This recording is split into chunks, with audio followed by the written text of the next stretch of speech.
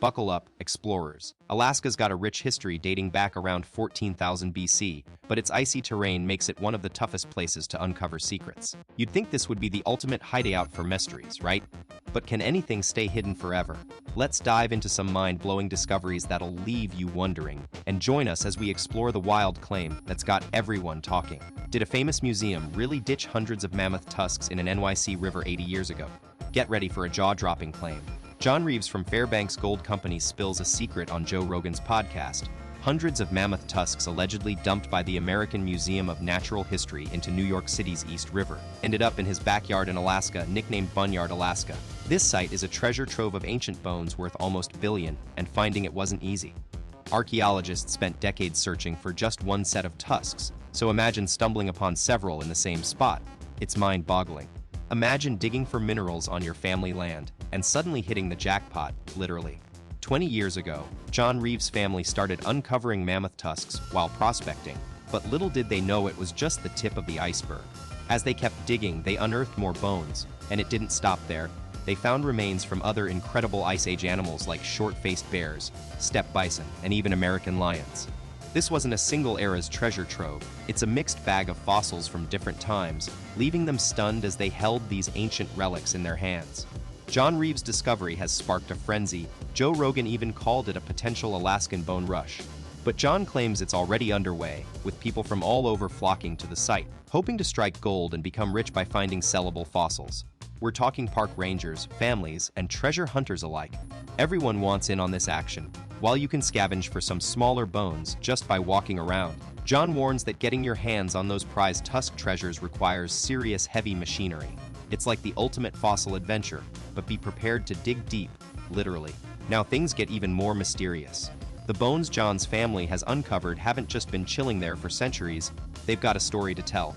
Carbon dating puts them at least 190 to 200 years old, but here's the weird part: it's clear humans were involved in their past life.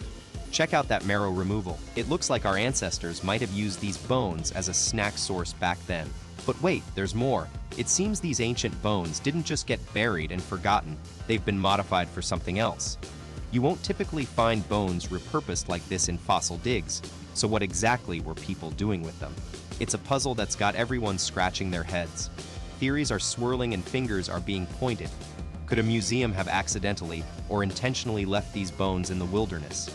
The American Museum of Natural History in New York City has come forward to debunk this idea, with Representative Kendra Snyder firmly denying any involvement, stating there's no paper trail or evidence supporting Reeves' claims. They're making it clear they're not connected to what's going on here.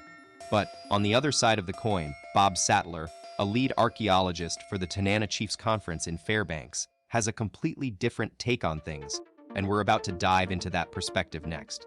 But here's where things get really interesting. Bob Sattler, a key archaeologist, is throwing his hat into the ring with some bombshell info. He claims he has a copy of that draft report Reeves mentioned, and guess what?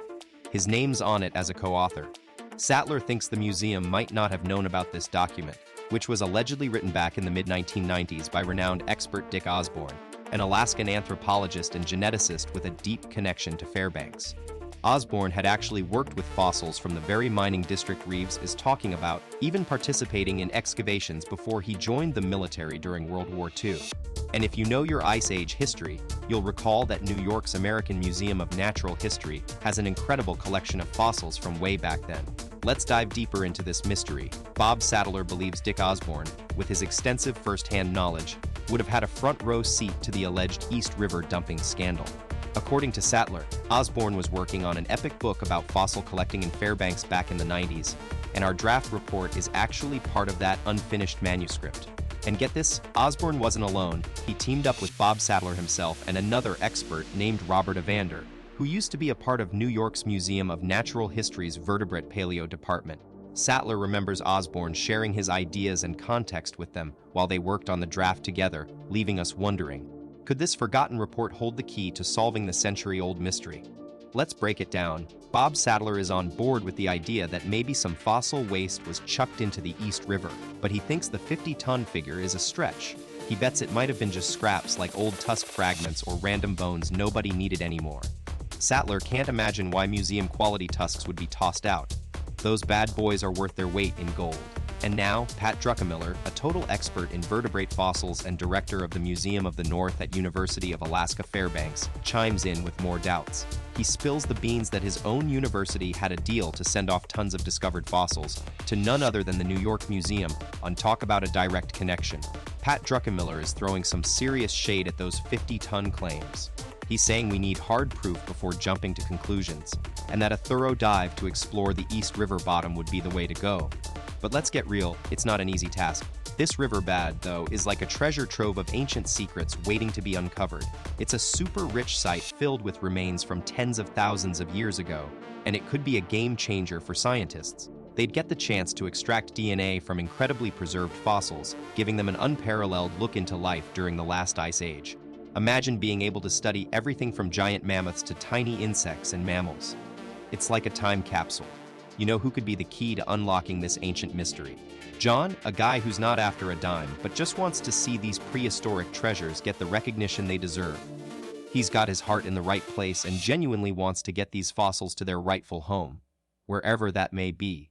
But here's the thing, it's not as simple as just claiming them and taking off.